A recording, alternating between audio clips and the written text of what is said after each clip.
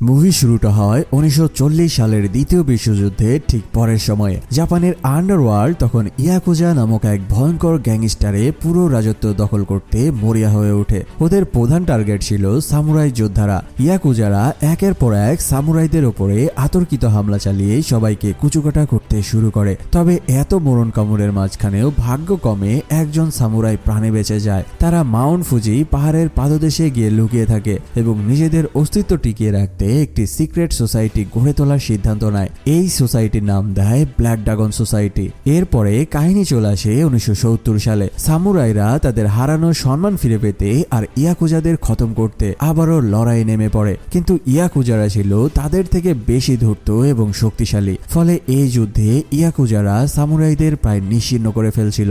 এই নারকীয় ধ্বংসযজ্ঞ থেকে একমাত্র একজন সামুরাই কোন রকমে বেঁচে ফেরে। শুধু সামুরাই যোদ্ধাই নয়, সাধারণ মানুষও ইয়াকুজার ভয়ে নিজেদের সবকিছু ফেলে দেশ ছেড়ে পালাতে বাধ্য হয়। আর সেই বেঁচে যাওয়া একমাত্র সামুরাই যোদ্ধার নামই হলো ওজাজ গম্ভীরা, যাকে পুরো দুনিয়া সংক্ষেপে চেনে ওজি নামে। সামুরাইদের অস্তিত্ব টিকিয়ে রাখতে বেঁচে ফেরা একমাত্র সামুরাই ওজি জাপানের মায়া ত্যাগ করে বেগম গামা নামক এক বিশাল মালবাহী জাহাজে উঠে পড়ে। এই জাহাজটা আসলে ভাড়া করেছিল বোম্বের এক প্রভাবশালী ব্যবসায়ী সত্যনারায়ণ, যাকে সবাই ভালোবেসে সত্যদাদা বলে ডাকে। সেই জাহাজে সত্যদাদার সাথে ছিল তার প্রচুর পরিমাণ সোনার বার। তার স্বপ্ন ছিল বোম্বের কালাবা একটা এলাকায় বিশাল পোর্ট বা বন্দর তৈরি করা, যেখানে হাজার হাজার মানুষের রুটি রুজির ব্যবস্থা হবে। নিজের সেই স্বপ্ন পূরণ করতে এই বিপুল পরিমাণ সোনার বার নিয়ে সে বোম্বের দিকে রওনা দিয়েছিল। সত্যদাদা মানুষ হিসেবে ছিল ভীষণ দরদি, তাই তার জাহাজে জাপান থেকে পালানো ঘরবাড়ি হারানো অসহায় মানুষদের মাথা গোঁজা ঠাঁই করে দেয় সত্যদাদা। ওজি সেদিন ভিড়ের মধ্যেই চাদর মুড়ি দিয়ে এক কোনায় বসেছিল। কিন্তু মাঝ সমুদ্রে হঠাৎ এক অঘটন ঘটে যায়। একদল ডাকাত স্পিড বোর্ডে করে এসে জাহাজের ওপরে হানা দিয়ে বসে। ডাকাতদের নজর ছিল সত্যদাদার সেই সোনার বারগুলোর দিকে। ডাকাতদের দেখে সত্যদাদার নিজের বন্দুক বের করলেও শয়তান ডাকাতরা এক সাধারণ মানুষকে জিম্মি করে নেয় আর সত্যদাদাকে তার অস্ত্র ফেলে দিতে বলে। সত্যদাদা তো এমনিতেই নরম মনের মানুষ, তাই সে ওই সাধারণ মানুষের জীবন বাঁচাতে তার অস্ত্র ফেলে দেয় এবং এই সকল সোনার বারগুলো তাদেরকে দিয়ে দিতে রাজি হয়ে যায়। কিন্তু ডাকাতদের কপাল তখন খুবই খারাপ ছিল, কারণ ওরা যেই মানুষটাকে জিম্মি করেছিল সে আর কেউ নয়, সেই লোকটাই ছিল ওই ব্ল্যাক ড্রাগন সামুরাই গ্যাংয়ের সদস্য ওজি। ওজি তখনও চাদর দিয়ে তার পুরো শরীর ঢেকে রেখেছিল যেন কেউ তাকে চিনতে না পারে। কিন্তু যখনই বিপদ ঘনিয়ে আসে, ওজি এবার চাদরের নিচ থেকে তার আসল পরিচয় বের করে নিয়ে আসে। চাদরের ভেতর থেকে এবার সে তার বিখ্যাত সামুরাই তরোয়াল কাটানা বের করে নিয়ে আসে। সে তার ওই বিশাল কাটানা দিয়ে ডাকাত দলের এক একজনকে কুপিয়ে কারো বডি থেকে হাত বা কারো ধর থেকে মাথা আলাদা করে দিতে থাকে। মাত্র কয়েক মিনিটের মধ্যেই সে প্রত্যেকটা ডাকাতকে ফালি ফালি করে একদম কেটে ফেলে আর অবশেষে সে সত্যদাদার জানমাল রক্ষা করত। সত্যদাদা এই সকল কাহিনী দেখে একেবারে থতমত খেয়ে যায়। সে ওজির কাছে গিয়ে কৃতজ্ঞতা জানিয়ে বলে, এই সোনাগুলো আমার 10 বছরের হাড়ভাঙা খাটুনির ফসল। আজ তুমি না থাকলে আমার এই সবগুলো সম্পদ পানির সাথে মিশে যেত। তখন ওজি শান্ত গলায় তাকে বলতে থাকে, একজন সাধারণ মানুষের জান বাঁচাতে আপনি আপনার কোটি কোটি টাকার সোনা ছেড়ে দিতে রাজি হয়েছিলেন। তখনই আমি বুঝে গেছিলাম যে আপনি কতটা মহান হৃদয়ের মানুষ। আপনি আপনার স্বপ্নের পোর্ট তৈরির কাজ শুরু করুন, আমি সব সময়ে আপনার পাশে থাকব। সেই দিন থেকেই ওজি আর সত্যদাদার মধ্যে বাবা ছেলের মতো একটা সম্পর্ক তৈরি হয়ে যায়। ধীরে ধীরে ওজি হয়ে ওঠে সত্যদাদার সব থেকে বড় শক্তি আর বিশ্বস্ত ঢাল। আর মাত্র কয়েক বছরের মাথায় ওজির বাহুবলের ওপরে ভর করেই সত্যদাদার সেই স্বপ্নের পোর্ট মাথা তুলে দাঁড়ায়। এবার কাহিনী চলে আসে 1993 সালে। কেটে গেছে সুদীর্ঘ 23 বছর। কালাবা পোর্ট হয়ে উঠেছে এখন বোম্বের একটা ব্যস্ত নগরী, যেখানে সব থেকে বড় বড় জাহাজ এসে ভেড়ে। 23 বছর আগে যেই জাহাজটা জাপান থেকে এসেছিল সেটা বোম্বের ইতিহাস লিখে ফেলেছিল। আর 23 বছর পরে এখন এমন একটা জাহাজ আসতে চলেছে যা বোম্বের ভবিষ্যৎ বদলে দেবে। জিমি নামের এক উশৃঙ্খল গ্যাংস্টার তার এক জাহাজে করে RDX ভর্তি কন্টেনার নিয়ে আসতে চলেছে এই পোর্টে। জিমির লোকেরা তখন তাকে সতর্ক করে বলতে থাকে, এটা হচ্ছে সত্যদাদার পোর্ট, যেই পোর্টে কোনো দুই রকম কাজ কখনোই বরদাস্ত করা হয় না। তবে জিমি তার লোকজনদের এই সকল কথার তোয়াক্কা না করে জোর করে জাহাজ পোর্টে ফেরাতে বলে। সেদিন পোর্টে দেখাশোনার দায়িত্বে ছিল সত্যদাদার ছোট ছেলে, যার নাম পার্থ। সে খবর পেয়ে যায় কাস্টমস অফিসের চোখ ফাঁকি দিয়ে একটা রহস্যময় কন্টেনার বের করা হচ্ছে। পার্থ সাথে সাথেই সেখানে পৌঁছে যায় কন্টেনার চেক করতে। তখনই জিমি তার সাঙ্গপাঙ্গ নিয়ে সামনে এসে দাঁড়ায়। পার্থ জিমির বাধা কানে না নিয়ে কন্টেনার খুলতেই তার চোখ একেবারে বড় বড় হয়ে যায়। পুরো কন্টেনারের মধ্যে RDX এ ভর্তি ছিল। পার্থ ঘুরে কিছু বলার আগেই শয়তান জিমি তাকে আর সময় না দিয়ে পুরো টিমকে ব্রাশ ফায়ার করে সেখানেই মেরে ফেলে। পার্থর মৃত্যুর খবর দাবানলের মতো ছড়িয়ে পড়ে পুরো বোম্বে নগরীতে। কিন্তু জিমির এই হটকারী কাজে সব থেকে বেশি ঘাবড়ে যায় তার বাবা মির্জাকার। মির্জাকার ছিল একজন প্রভাবশালী মিনিস্টার। সে দ্রুত জিমির কাছে গিয়ে রেগে তাকে চিৎকার করে বলতে থাকে, তুই যাকে মেরে ফেলেছিস সে হচ্ছে সত্যদাদার ছেলে। তুই জানিস না এর পরিণাম কি ভয়াবহ হতে পারে। কিন্তু বেকুব জিমি তখনও তার বাবার কথা বুঝতে চলে আসে পার্থর শেষকৃত্যে। পুরো বোম্বে শহর তখন শোকে একেবারে স্তব্ধ হয়েছিল। পার্থর ভাতিজা অর্জুন বাড়ির সামনে দাঁড়িয়ে তার চাচাকে বিদায় জানাচ্ছিল।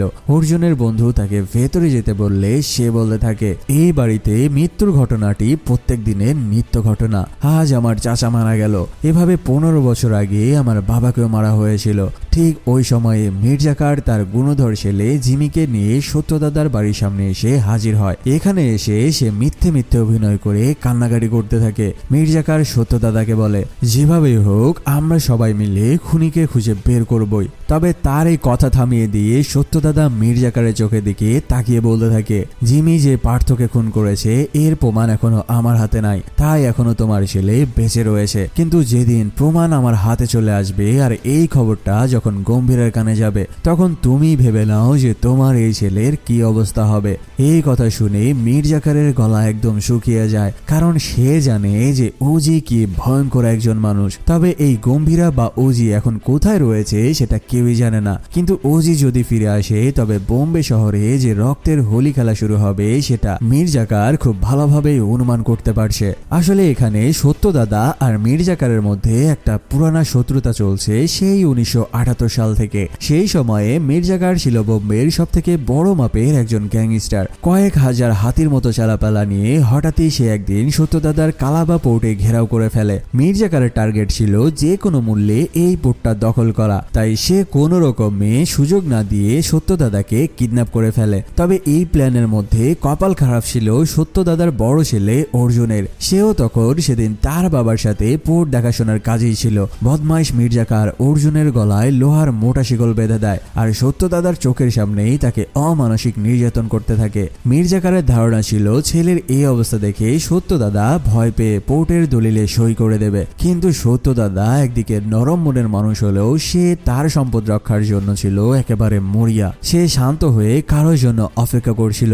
মির্জাকার প্রায় চারিদিকে 100 জন টপ লেভেলের শুটার মোতায়েন করে রেখেছিল, যেন তাকে রক্ষা করতে একটা মাসিও ভেতরে ঢুকতে না পারে। কিন্তু সব ব্যারিকেড চুরমার করে দিয়ে তুফানের মতো এন্ট্রি নেয় আমাদের ব্ল্যাক ড্রাগন সামুরাই গ্যাংয়ের সদস্য গম্ভীরা বা ওজি। মির্জাকারের হাজার হাজার গুন্ডা ওজির তলোয়ারের সামনে খড়কুটার মতো কাটা পড়তে থাকে। সে একাই আস্ত একটা বাহিনীকে কেটে একদম কচুকাটা করে মাটিতে শুইয়ে দিতে থাকে। মির্জাকারের পুরো বাহিনীকে একেবারে শ্মশান বানিয়ে ওজি যখন সত্যদাদার সামনে গিয়ে দাঁড়ায়, তখন সত্যদাদাও নিজের স্টাইলে ফিরে আসে। সে পোর্টের দলিলটা টেবিলের ওপরে দারাম করে আশ্রে ফেলে দিয়ে বলে, কারো যদি কলিজায় সাহস থাকে তবে এই পোর্টে হাত দিয়ে দেখা। এরপর ওজিকে ইশারা করে বলে, 15 বছর আগে তুই যেই সোনা বাঁচিয়েছিলি ওই সোনা দিয়ে এই পোর্ট নির্মাণ করা হয়েছে। এটা জেনেও এরা পোর্টের ওপরে হাত বাড়িয়েছে। এখন এদের সাথে তুই কি হিসাব করবি সেটা তুই নিজেই বুঝে নে। এরপর যারা পোর্টের দলিলে হাত দেওয়ার সাহস দেখিয়েছে এক একজনের হাত বডি থেকে আলাদা হতে শুরু করে। ওজি তার সেই বিশাল কাটানা দিয়ে এক একজনের মাথা থেকে বডি বা শরীর থেকে হাতের কবজি আলাদা করে দিতে থাকে। মির্জাকার যখন দেখতে পায় যে তার এক একজন লোক ভয়ঙ্কর ভাবে কাটা পড়ছে ওজির হাতে, তখন সে ভয়ে ওজির পা চেপে ধরে কান্না করতে শুরু করে দেয়। ওজির দয়া হলে তাকে ছেড়ে দেয়, তবে তাকে একটা শেষবারের জন্য হুমকিও দিয়ে দেয়, আজকের পর থেকে যদি কোনোদিন সত্যদাদার দিকে চোখ তুলে তাকাস তবে আগে শরীর থেকে ধর আলাদা করে দেব, তারপর কথা হবে। এই সিনটা দেখে ছোট্ট অর্জুন ভয়ে থরথর করে কাঁপছিল। এই কাহিনী দেখে তাকে অভয় দিয়ে ওজি তাকে নিয়ে বাইরে বের হয়ে আসে। তখন নিজের রক্তমাখা শার্টটা খুলে ফেলে দিলে পোর্টের শ্রমিকরা সেই শার্টটাকে বিজয়ের পতাকা হিসেবে পোর্টে লাগিয়ে দিয়েছিল। আর তখন থেকেই সেই রক্তমাখা শার্ট আজও পোর্টের মাঝখানে বিজয়ের প্রতীক হিসেবে উঠছে।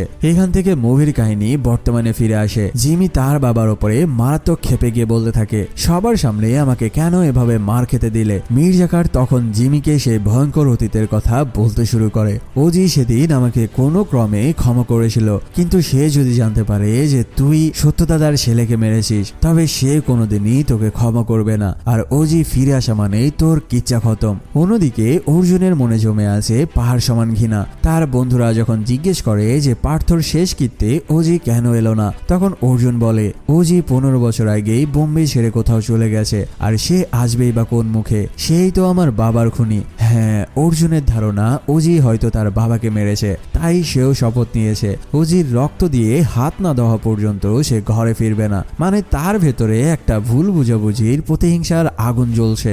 এর মধ্যেই আমরা দেখি শহরের বড় বড় পুলিশ অফিসার আর সিএম এর মধ্যে একটা সিক্রেট মিটিং। পুলিশের আইজি পরিষ্কার জানিয়ে দেয় ওজি ছিল বলেই বোম্বের আন্ডারওয়ার্ল্ড এতদিন শান্ত ছিল। এখন পার্থর মৃত্যুর পরে আবারও গ্যাংওয়ার শুরু হবে। এর মধ্যেই সিএম জানতে পারে পার্থর খুনি আসলে ওই মীর জাকারের ছেলে জিমি। সিএম নির্দেশ দেয় যে কোনো মূল্যে সেই আরডিএক্স ভর্তি কন্টেনারটা খুঁজে বের করো। কিন্তু দুর্ভাগ্যের বিষয় হলো সেই মিটিং এ একজন বেঈমান পুলিশ অফিসার ছিল যে এই সকল তথ্যগুলো জিমির কাছে পৌঁছে দিচ্ছিল। এদিকে সত্য দাদা আর তার বড় পুত্রবধূ গীতা মানে অর্জুনের মা এখন পোর্টে গিয়ে সেই আরডিএক্স ভর্তি কন্টেনার পাহারা দিচ্ছিল আর ওজি ফিরে আসার জন্য দিন গুনছিল।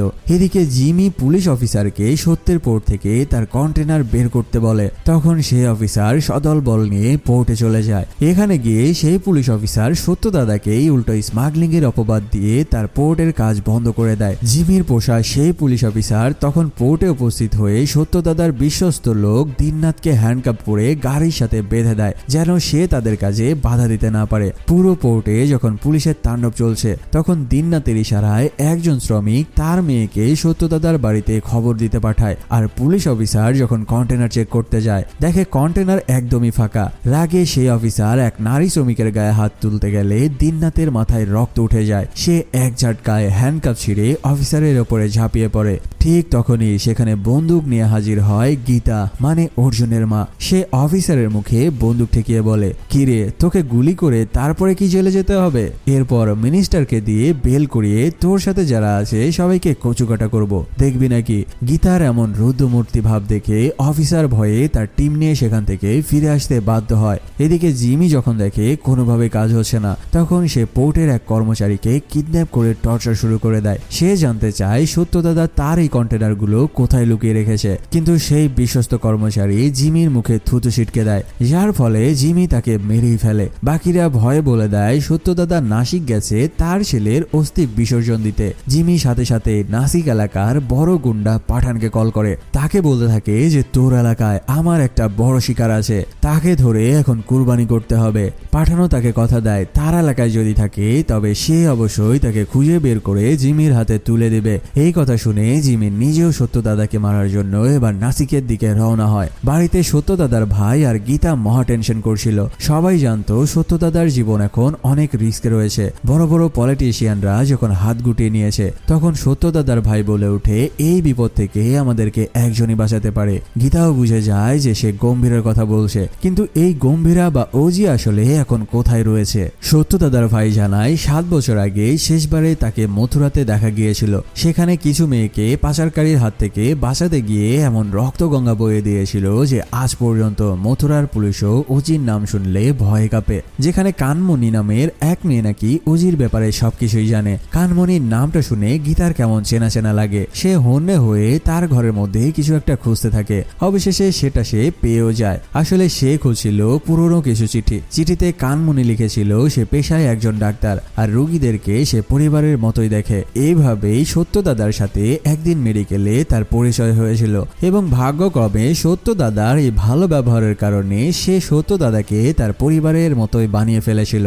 চিঠির ভেতরে থাকা একটা ছবি দেখে গীতা তো একেবারেই অবাক। এটা ছিল কানমণি আর গম্ভীরার বিয়ের ছবি। হ্যাঁ, আমাদের ওজি এখন বিবাহিত আর 1 ফুট ফুটফুটে কন্যা সন্তানেরও বাবা। গম্ভীরা এখন বোম্বের সেই জগৎ ছেড়ে দূরে এক পাহাড়ি এলাকায় বাচ্চাদের ক্যারাতে শেখায়। সে শান্তিতে থাকতে চাইলেও উপদ্রব তার পিছু ছাড়ে না। একদিন এক পুরনো চেনা লোক গম্ভীরের কাছে একটা 2 নম্বর অফার নিয়ে আসে। গম্ভীরার এক কাছের মানুষ তাকে বাধা দিলে সেই লোকটি তাকে আঘাত করে। ব্যাস, অজির মাথা গরম হতে কতক্ষণ। সে ওই লোকটাকে ধলাই দিয়ে তার হাত পা ভেঙে দেয়। ঝামেলা এড়াতে কানমণি গম্ভীরাকে নিয়ে মথুরা ছেড়ে অন্য এক নিরিবিলি জায়গায় চলে আসে। সেখানেই শুরু হয় তাদের সুখের সংসার। কানমণি আড়ালে সত্যদাদাকে চিঠি লিখত যেন গম্ভীরার সত্যদাদার মান অভিমান মিটে যায়, কিন্তু অজি এটাতে রাজি ছিল না, কারণ সত্যদাদা নিজেই অজিকে তার কাছ থেকে দূরে সরিয়ে দিয়েছিল।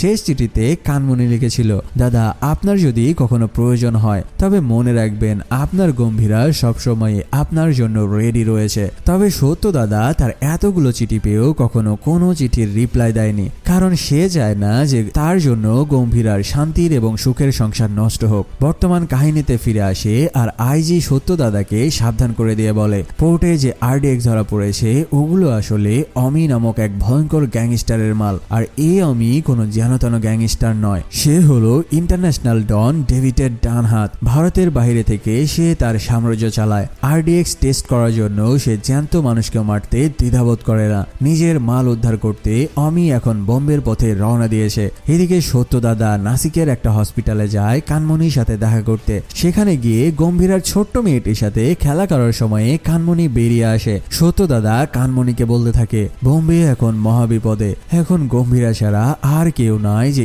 এই শহরটাকে বাঁচাতে পারে। কানমণি সাথে সাথে অজিকে কল দিয়ে হসপিটালে আসতে বলে, কিন্তু অজি পৌঁছানোর আগে জিমি ও তার বিশাল বাহিনী নিয়ে সেখানে হানা দেয়। শুরু হয় এলোপাথারি গোলাগুলি। সত্যদাদা জিমির সাথে লড়াই করে কোন রকমে হসপিটাল থেকে পালিয়ে গিয়েছিল। তবে এখানে কানমণি জিমির লোকদের কাছে ধরা পড়ে যায়। আর এখানে জিমি কোনো দয়ামায়া না দেখিয়ে কানমণিকে দেখা মাত্রই গুলি করে দেয়। শুধু এতটুকুই নয়, এরপরে জিমি পুরো হসপিটালটাই জ্বালিয়ে দেয়। অন্যদিকে বোম্বে পৌঁছে অমি সোজা কালাবা পোর্টে চলে যায়। গম্ভীরার লোকেরা বাধা দিলে অমির ভয়ঙ্কর সব লোকজন তাদের ওপরে চড়াও হয়। গীতার রাইফেল নিয়ে রুখে দাঁড়ালেও অমির অগণিত লোকের সামনে সে আর সত্যের বড় ভাই বন্দী হয়ে পড়ে। এরপর অমি আরডিএক্স এর খোঁজ চাইলে গীতা তো মুখ খুলতেই চায় না। তখন অমি ভয় দেখাতে এক নিষ্পাপ বাচ্চাকে গুলি করে পোর্টের একধারে আগুন ধরিয়ে দেয়। এমনকি শ্রমিকের গায়ে কেরোসিন ঢেলে জ্যান্ত পুড়িয়ে মারারও হুমকি দেয়। ঠিক ওই সময়ে জিমির বাবা মির্জাকার এসে অমিকে থামায় আর গীতাকে বলে কন্টেনারের কথা বলে দিতে। গীতা তখন অট্টহাসি দিয়ে বলতে থাকে, কন্টেনার কোথায় রয়েছে সেটা তো বলবোই, তার আগে একটা রাজা এবং তার বিশ্বস্ত বন্ধুর গল্প শোনায়। রাজা এবং তার বন্ধুর মধ্যে রক্তের কোনো সম্পর্ক না থাকলেও বন্ধু ছিল রাজার আসল রক্ষক। সে দূরে চলে গেলেও রাজা যখনই বিপদে পড়তো তার সেই বন্ধু জমজুতের মতো এসে হাজির হতো। এই সকল কথাবার্তা শুনেই মির্জাকার কাঁপতে কাঁপতে জিজ্ঞেস করে, তুই কি গম্ভীরের কথা বলছিস? গীতা তখন পাগলের মতো হাসতে থাকে, কারণ সে জানে যে সত্যদাদার বিপদে গম্ভীরা অবশ্যই আসবে। এদিকে নাসিকে জিমি তখন এক বড় ফসলের ক্ষেত পুড়িয়ে সত্যদাদাকে মারার চেষ্টা করছিল। ঠিক তখনই সেখানে এন্ট্রি নেয় অজি। কানমণিকে রক্তাক্ত অবস্থায় দেখে অজির মাথা একেবারে পাগল হয়ে যায়। কানমণি শেষ নিঃশ্বাস ত্যাগের আগে তাকে বলে গিয়েছিল, তুমি সত্যদাদাকে বাঁচাও। গম্ভীরা তার স্ত্রীকে হারিয়ে ভয়ঙ্কর পাগলপায় হয়ে যায়। জ্বলন্ত ক্ষেতের ভেতরে অজি যখন জিমির লোকদের একে একে কাটতে শুরু করে দেয়, জিমির পুরনো সাঙ্গপাঙ্গুরা অজিকে চিনে ফেলে আর ভয়ে আদমরা হয়ে যায়। কিন্তু এবার তার কাছে আর কোনো দয়া মায়া নাই। সে এক একজনকে ধরতে থাকে আর এক একজনকে কুপিয়ে কুচুর মতো কাটতে শুরু করে দেয়। এক একজনের বডি থেকে মাথা আলাদা বা এক একজনের শরীর থেকে হাত পা বিচ্ছিন্ন করে দিতে থাকে। সবাইকে খতম করার পরে এবার গম্ভীরা এসে দাঁড়ায় জিমির সামনে। জিমি তাকে কিছু বলার আগে এক কোপ মেরে তার বডি থেকে মাথা নামিয়ে দেয়। ঠিক ওই সময়ে অমির ফোনে কল বেজে ওঠে। গীতা অমির দিকে তাকিয়ে ব্যঙ্গ করে বলতে থাকে, তোর মৃত্যুর কল এসেছে, ফোনটা রিসিভ করে দেখ। ফোন রিসিভ করলেই সত্যদাদা ফোনের অপর পাশ থেকে শান্ত গলায় বলে, তোর ভাইয়ের কিচ্ছা খতম করে দিয়েছি, এবার তোর পালা। অজি আসছে, যদি মরতে না চাস তবে দ্রুত সেই জায়গা থেকে পালা। তবে অমি তো জানে না যে এই গম্ভীরা বা অজি কি ভয়ঙ্কর একজন সামুরাই গ্যাংয়ের সদস্য। তাকে না চিনতে পেরে হ্যাডাম দেখিয়ে অমি বলতে থাকে, দেখি তোর অজির কত পাওয়ার। কানমণি শেষ কৃত্যের সময়ে অজি অতীতের সব স্মৃতি মনে করে ইমোশনাল হয়ে পড়লেও তার ছোট্ট মেয়েটার হাত ধরে নিজেকে সামনে নেয়। সত্যদাদা যখন বিদায় নিচ্ছে এক লোক জিজ্ঞেস করে যে তিনি কোথায় যাচ্ছেন। তখন সত্যদাদা গম্ভীর গলায় জবাব জবাব দেয়, বাঘ বনে ছিল না বলে এতদিন বানরের দল লাফালাফি করছিল, এখন যেহেতু বাঘ জঙ্গলে ফিরছে এবারই হবে আসল খেলা। পরদিন সকালে যখন জিমির কাটা মাথাটা তার বাড়িতে পৌঁছে দেওয়া হয় তখন তার বাবা মির্জাকার ছেলের এই বিভৎস দশা দেখে ভয়ে আর শোকে হাউমাউ করে কাঁদতে শুরু করে। জিমির সাঙ্গপাঙ্গরা জানায় জিমির কাটা মাথাটা খুঁজে বের করতে তাদেরকে পুরো রাত সময় ধরে খুঁজতে হয়েছে। মানে চিন্তা করে দেখো যে গতকাল ওজি কতগুলো মানুষকে কেটে একদম কুচি কুচি করেছে। এর মধ্যেই গম্ভীরা মুম্বাই ফিরে আসে। ওজি ফিরেছে এই খবরে পুরো শহরে যেন কারফিউ লেগে যায়। সবার মধ্যে এক অদ্ভুত আতঙ্ক। গম্ভীরা সোজাসুজি থানায় গিয়ে ইন্সপেক্টরের কাছে গীতাদের ঠিকানা জানতে চায়, কিন্তু ওই ইন্সপেক্টর তো আর ওজিকে চেনে না, তাই সে তাকে বুড়ো হাবড়া ভেবে হাসি ঠাট্টার ছলে তাকে বলতে থাকে, এই মডার্ন যুগে এসে তুমি পুরনো পিস্তল নিয়ে ঘুরছো, আধুনিক অস্ত্র সম্পর্কে কিছুই জানো না বুঝি। ব্যাস ওজি তখন ওই লোকটাকে পুরনো অস্ত্রের পাওয়ারের একটা ডেমো দেখানোর সিদ্ধান্ত নেয়। সে কনস্টেবলকে অর্ডার দেয় ইন্সপেক্টরের হাত শক্ত করে চেপে ধরতে আর একটা পুরনো জং ধরা ছুরি জোগাড় করতে। ওজির ভয়ে কনস্টেবলরা নিজের বসের হাতেই চেপে ধরে। ওজি প্রথমে আঙ্গুল কাটতে চাইলেও পরে মুড চেঞ্জ করে বলে যে না, পুরো হাতটাই কাটবো, তাও আবার জং ধরা চাকু দিয়ে, যাতে এই ইন্সপেক্টর বুঝতে পারে যে পুরনো জিনিস দিয়ে কাটলে কতটা ব্যথা লাগে। জং ধরা চাকুর কথা শুনেই ইন্সপেক্টরের তো প্যান্ট ঢিলে হয়ে যাওয়ার মতো অবস্থা। সে ভয়ে এক নিমিষেই গীতাদের ঠিকানা গড় গড় করে ওজিকে বলে দেয়। ওজি তাকে একটা কড়া থ্রেড দিয়ে সেখান থেকে চলে আসে। আর এরপরে সেই ইন্সপেক্টর বুঝতে পারে যে এতক্ষণ তার সামনে আসলে কে দাঁড়িয়েছিল। ওজি সোজা ওই ঠিকানায় গিয়ে হামলা করে। মুহূর্তের মধ্যেই সবকিছু তছনছ। ওজির সামনে কেউ যেন টিকতেই পারছিল না। সে জ্যান্ত এক তুফান হয়ে এসে সবকিছু চুরমার করে দিয়ে গেল। ওজিকে দেখে গীতাদের মনে আবারও বাঁচার আশা ফিরে আসে। এদিকে অমি যখন তার ভাইয়ের শেষকৃত্য করছিল তখনই সেখানে ওজি গিয়ে হাজির হয়। অমিকে সে পরিষ্কার হুমকি দিয়ে বলে, কন্টেনারের আশা ছেড়ে দে, না হলে তোরও অবস্থা তোর ভাইয়ের মতো হবে। ওজি সেখান থেকে যখন বেরিয়ে যাচ্ছিল মিডিয়ার লোকেরা তাকে সেলিব্রিটির মতো ঘিরে ধরে। অর্জুন দূরে থেকে এই সকল কাহিনীগুলো দেখে রাগে একদম ফেটে পড়ছিল। সে মনে মনে বলতে থাকে, চোখের সামনে আমার বাবাকে মেরে পালিয়েছিলে, আজ তুমি যেখানেই থাকো না কেন তোমাকে পেয়েছি, তোমাকে তো আমার হাতে মরতেই হবে। এখন প্রশ্ন হলো যে গম্ভীরা কেন অর্জুনের বাবাকে নিজেই মারতে গেল? সে তো সত্য দাদাকে নিজের বাবার মতোই শ্রদ্ধা করত। এই রহস্যের জট কিন্তু মুভির একদম শেষে যে খুলবে। কিন্তু এখানে অর্জুন ওজিকে মারার জন্য একটা স্পেশাল পিস্তল জোগাড় করে ফেলেছে। অন্যদিকে ওজি তার মেয়ের সাথে বসে মৃত স্ত্রী কানমণির স্মৃতিচারণ করছিল। কানমণি বলেছিল তার কিছু হয়ে গেলে ওজি যেন তার ছোট্ট মেয়ে তারাকে নিয়ে সত্যদাদার কাছে চলে যায়। তার মানে ওজি শুধু বোম্বেকে বাঁচাতে আসেনি, সে এসেছে তার স্ত্রী শেষ ইচ্ছা পূরণ করতে। এরই মাঝে খবর আসে যে সিএম স্বয়ং সত্যদাদার বাড়িতে এসেছে। সিএম এসে সত্যদাদাকে হুমকি ধামকি দিয়ে কন্টেনারের লোকেশন বলে দেওয়ার জন্য বলে। সে বলতে থাকে, এক ফোন কলেই তোমার পুরো পোর্ট জব্দ করে দেব। ঠিক তখনই সেখানে এসে হাজির হয় ওজি। ওজি এসেই সিএম এর সব চোরা কারবারিদের প্রমাণ তার টেবিলের ওপরে ছুঁড়ে মারে। ওজিকে দেখে সিএম এর আত্মা শুকিয়ে যায়। ওজি তাকে মনে করিয়ে দেয় বলে, কালী পুজোর সময়ে কি ঘটেছিল তুমি যদি ভুলে যাও তবে এখন আমিও ভুলে যাব যে তুমি একজন সিএম। তুমি ভুলে যেও না যে আমার তরোয়ালের ওপরে দিয়েই তুমি আজকে সিএম এর চেয়ারে বসেছো। ওজি তাকে সাফ জানিয়ে দেয় কন্টেনারের ব্যাপারে যেন সে একেবারে মুখ বন্ধ রাখে। ওজির এই সকল কথাবার্তা শুনে সিএম আবারও লেজ গুটিয়ে সেখান থেকে ফিরে আসতে বাধ্য হয়। এরপর ওজি যায় অমির আস্তানা অ্যাটাক করতে। সেখানে অমিকে না পেলেও তার অস্ত্রের বিশাল ভান্ডার ওজি কবজা করে নেয়। অমির সব লোকজনদেরকে সেখানেই মেরে ফেলে তার সকল অস্ত্রগুলো সে তুলে নিয়ে চলে আসে। এই খবর যখন ইন্টারন্যাশনাল মাফিয়া ডন ডেভিডের কানে যায়, সে এবার গম্ভীরাকে মেরে ফেলার অর্ডার দেয়। কিন্তু এই মাফিয়া ডন ডেভিডও তো জানে না যে এই গম্ভীরা বা ওজি আসলে কে। এদিকে অমি আর জিমির পোষা ইন্সপেক্টর শহরের ম্যাপ নিয়ে আরডিএক্স খুঁজে বেড়াচ্ছিল। ইন্সপেক্টর লক্ষ্য করে যে শহরের পুরনো ম্যাপে 3টা আন্ডারগ্রাউন্ড টানেল রয়েছে, কিন্তু নতুন ম্যাপে রয়েছে মাত্র 2টা। তার মানে 3 নম্বর টানেলটাই কৌশলে বন্ধ করে দেওয়া হয়েছে।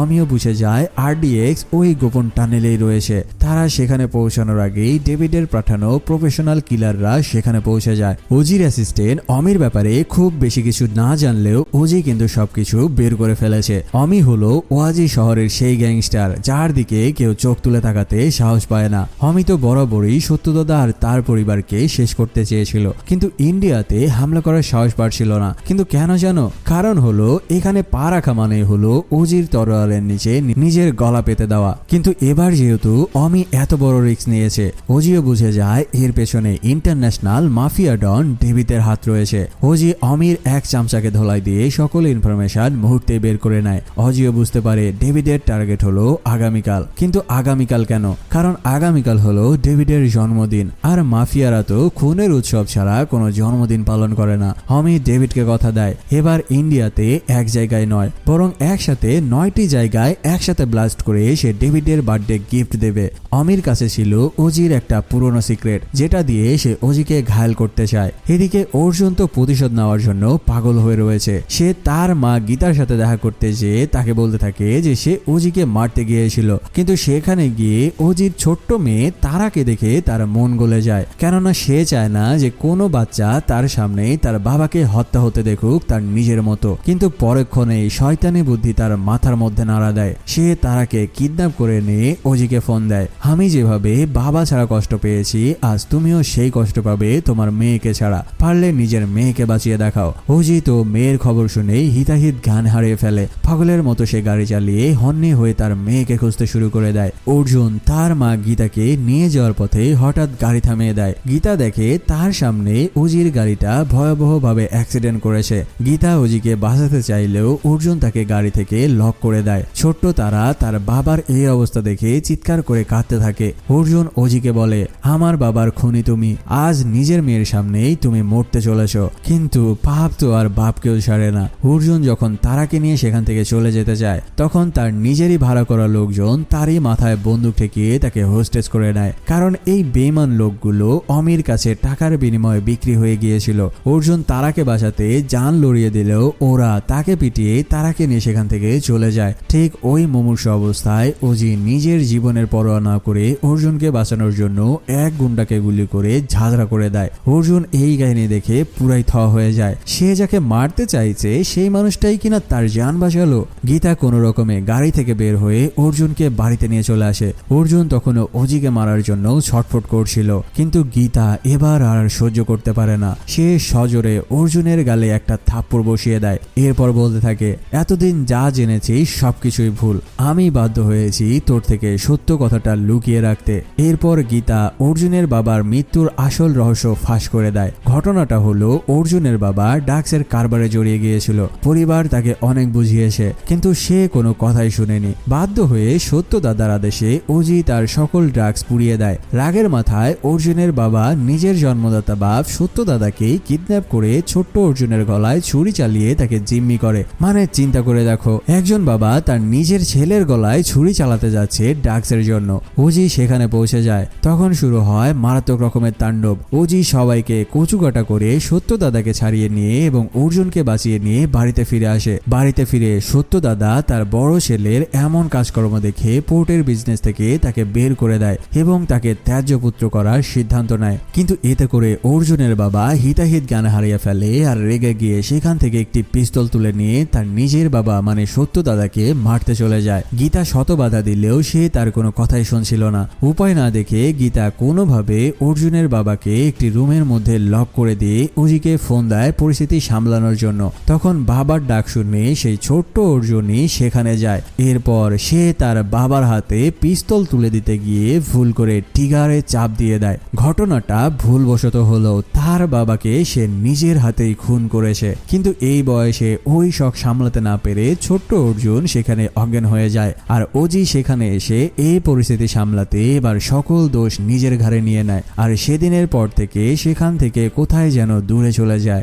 মায়ের মুখে এই সত্য শোনার পরে অর্জুনের পায়ের নিচ থেকে মাটি সরে যায়। সে কান্নায় ভেঙে পড়ে নিজেকে শেষ করে দেওয়ার জন্য। কিন্তু গীতা অবশেষে তাকে শান্ত করতে সক্ষম হয়। অর্জুন বুঝতে পারে তার এখন একটাই কাজ, ওজিকে বাঁচানো এবং নিজের ভুলের প্রায়শ্চিত্ত করা। সত্য দাদাও তখন তার হাতে একটা বন্দুক তুলে দিয়ে বলে, যাও, যুদ্ধ শুরু হয়ে গেছে, এবার তোমার পাপের প্রায়শ্চিত্তর সময় এসেছে। এই কথা শোনার সাথে সাথেই অর্জুন সেই বন্দুক নিয়ে ঝড়ের গতিতে বেরিয়ে যায়। এদিকে শয়তান অমি ডেভিডকে ফোন দিয়ে জানাচ্ছে বোম্বের 9টা বড় বড় জনবহুল জায়গায় টাইম বোম সেট করা হয়েছে। ঠিক রাত 9টায় পুরো শহর শ্মশান হয়ে যাবে। ডেভিড তো এই কথা শুনে খুশিতে একেবারে আত্মহারা। ঠিক সেই সময়ে জাপানের ইয়াকুজা গ্যাংয়ের এক পুরনো লিডার ডেভিডকে সাবধান করতে আসে। সে বলে, তোমরা গম্ভীরের সাথে পাঙ্গা নিয়ে জীবনের সব থেকে বড় ভুল করেছো, কারণ সে মানুষ নয়, সে হলো একটা আস্ত আজরাইল। সে একাই আমার একটা পুরো পুরো ইয়াকুজা সাম্রাজ্য কেটে একেবারে চুরমার করে দিয়েছিল। কিন্তু ডেভিড আর অমি তখনও বুঝতে পারে নাই যে এই ওজি আসলে কি ভয়ঙ্কর একজন জিনিস। ঠিক ওই সময়ে অমির আস্তানার দেয়াল ভেঙে বুলেটপ্রুফ ট্রাক নিয়ে ঢুকে পড়ে ওজি। এরপর শুরু হয় ভয়ঙ্কর তাণ্ডব। ওজিকে থামানোর ক্ষমতা কার রয়েছে? সে একের পর এক গুন্ডাদেরকে কচুকাটা করে ভেতরে ঢুকতে থাকে। অমি সিসিটিভিতে এই সকল কিছু দেখছিল। সে ওজিকে দুর্বল করতে এবার ওজির কলিজার টুকরা তারার কান্নার শব্দ স্পিকারে প্লে করে দেয়। মেয়ের আর্তনাদ শুনে ওজি পাগলের মতো ভায়োলেন্স হয়ে ওঠে। অমি ওজির সামনে এসে হাসতে হাসতে বলে, মেয়ের কথা পরে হবে, আগে শোন, তোর বউকে সেদিন হসপিটালে আমি নিজের হাতে হত্যা করেছিলাম। এই কথা শোনার সাথে সাথে ওজির ভেতরে থাকা ঘুমন্ত দানব আবারও জেগে ওঠে। ওজি অমির ওপরে এমন ভাবে ঝাঁপিয়ে পড়ে যেন খোদ মৃত্যু তার ঘাড়ে নেমে আসে। অমি ওজিকে হুমকি দেয় তারাকে মেরে ফেলার। হঠাৎ করে গুলির আওয়াজ পাওয়া যায় আর সাথে সাথে তারার কণ্ঠ শান্ত হয়ে যায়। ওজি মনে করতে থাকে যে তার মেয়েকে হয়তো মেরে ফেলা হয়েছে। এই কথা ভেবে সে কান্নায় একেবারে ভেঙে পড়ে। একে তো সে তার স্ত্রীকে হারিয়েছে, এরপরে তার বেঁচে থাকার শেষ সম্বল তার ছোট্ট মেয়েটিকেও হারিয়ে ফেললো। আর এইদিকে অমি ব্লাস্টের জন্য কামডাউন গুনতে শুরু করে দেয়। কিন্তু অদ্ভুত ব্যাপার, 9টা বাজার সাথে সাথে কোনো শব্দ নেই, কোনো বিস্ফোরণও নেই। পুরো শহর একেবারে শান্ত হয়ে রয়েছে। অমি আর মির্জাকার তো একেবারে আকাশ থেকে পড়ে। ঠিক তখনই ওয়াকি টকিতে ভেসে আসে অর্জুনের কণ্ঠ। সে বলতে থাকে যে ওজি, তুমি কোনো টেনশন করো না, তারাকে আমি বাঁচিয়ে নিয়েছি। হ্যাঁ, অর্জুন ঠিক সময়ে পৌঁছে অমির সকল লোকদেরকে মেরে তারাকে ওই জায়গা থেকে বাঁচিয়ে নিয়েছে। এবার শুরু হয় ওজির আসল খেলা। সে এমন ভাবে এক একজনকে কাটা শুরু করে দেয় যেটা দেখার সময়ে তোমাদের এক একজনের শরীরের লোম দাঁড়িয়ে যাবে। হঠাৎ রুমের দরজা জানালা ভেঙে অমির গুন্ডাদের এক একজনের কাটা মাথা ভেতরে এসে পড়তে থাকে। ওজি আগে থেকেই তার একটা ডেথ স্কোয়াড পাঠিয়ে রেখেছিল যারা অমির পুরো বাহিনীকে কেটে একেবারে সাতু করে দিয়েছে। ওজি অমিকে মেরে ফেলে কষ্ট দিতে চায়নি। সে অমিকে আগে কঠিন ধলাই দিলে সে সেন্সলেস হয়ে যায়। এরপরে তার চারপাশে সে বমগুলো সাজিয়ে রাখে যেগুলোকে সে পুরো শহরে পেতে রেখেছিল। অমির যখন জ্ঞান ফিরে আসে সে বুঝতে পারে যে তার কিচ্ছা খতম হতে চলেছে। ওজি ততক্ষণে তার ছোট্ট মেয়েকে নিয়ে সেখান থেকে বেরিয়ে পড়ে। আর কয়েক সেকেন্ডের মাথায় বিশাল এক বিস্ফোরণে অমির সাথে সাথে তার পুরো পাপের সাম্রাজ্য ধুলোয় মিশে যায়। মুভির শেষে দেখা যায় অর্জুন এখন সত্যদাদার সাথে দাঁড়িয়ে পোর্টের সকল দায়িত্ব সামলাচ্ছে। আর অজি তার কলিজার টুকরা তারাকে নিয়ে সেখান থেকে কোনো এক গন্তব্যে পাড়ি জমাচ্ছে। অর্জুন তখন তার সামনে যায় আর তার নিজের ভুলের জন্য অপরাধ বোধ করে তার কাছে ক্ষমা চায়। এরপর সে জিজ্ঞেস করে, তুমি কি আর কোনোদিন ফিরে আসবে? ওজি তখন তার সিগনেচার স্টাইলে জবাব দেয়, সত্যদাদার যদি কখনো প্রয়োজন পড়ে তবে অবশ্যই আমি ফিরে আসব। আর এটা বলেই ওজি তার মেয়েকে নিয়ে এক অজানা গন্তব্যের দিকে পা বাড়ায়। আর এখানেই শেষ হয়ে যায় আমাদের ওজি মুভির এক্সপ্লেনেশন। তো বলো কেমন লেগেছে এই সামুরাই এবং ইয়াকুজা গ্যাংয়ের হাড় হিম করা কাটাকাটি মুভির এক্সপ্লেনেশন? যদি ভালো লেগে থাকে তবে সাবস্ক্রাইব করতে ভুলো না। সেই সাথে একটা লাইক তো পাওনা রয়ে গেল। দেখা হচ্ছে খুবই দ্রুত নতুন একটা মুভির এক্সপ্লেনেশন ভিডিও নিয়ে। সে পর্যন্ত ভালো থাকো, সুস্থ থাকো, ধন্যবাদ।